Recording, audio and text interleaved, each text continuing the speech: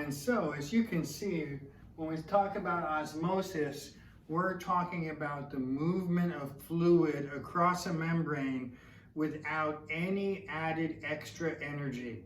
So in order for osmosis to work, the fluid will move across the membrane without extra added energy. And that's why people say, I learned through osmosis. That means I didn't take any time or any effort to learn.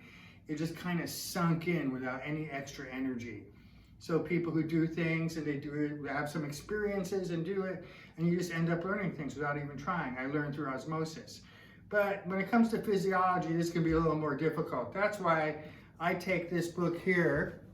We have the Guyton Hall Medical Physiology. It's thick. It's got a bunch of little paper, little words on papers. It takes forever to read. What I do is I take my chair and I put it down on the chair, the book, and then I sit on it. I sit on it while I teach physiology and while I do my other lectures.